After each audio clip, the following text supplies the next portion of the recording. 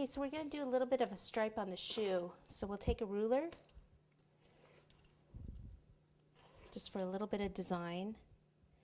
Cut ruler width, and then I do this a lot just to kind of measure quickly. Then I cut one of those in half, and I only need 2 pieces for this shoe. I have to, unfortunately, if I would have done both shoes at the same time, then I would have been able to use both of them.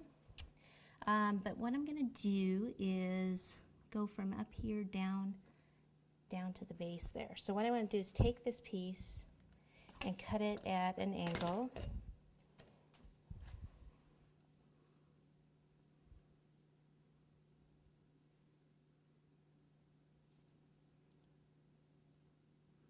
Kind of come up like this, and then come up towards the back for a cute little design.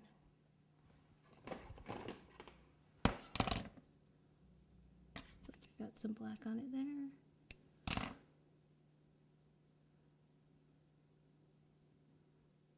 Okay, so I need to get a little bit of water and brush that off.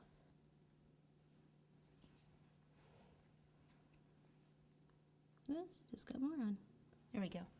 All right, turn it around the other side and do the same thing.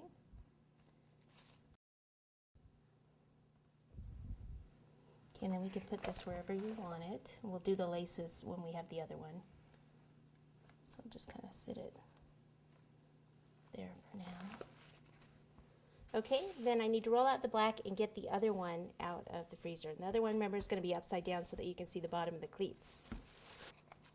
Alrighty, and this is out of the freezer. You can tell it's quite frozen, so I'm just trying to smooth it with my acetate here a little bit before I cover it with the fondant. I already have my black fondant rolled out. This shoe is going face down. Okay, and then let me loosen it from the board first.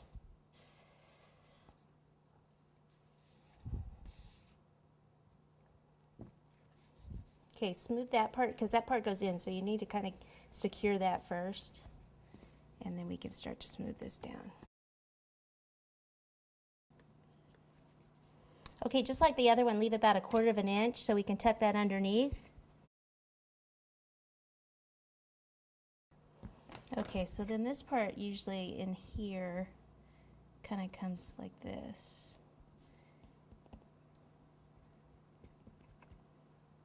And then here, like on the other one, we'll need to do the stitching.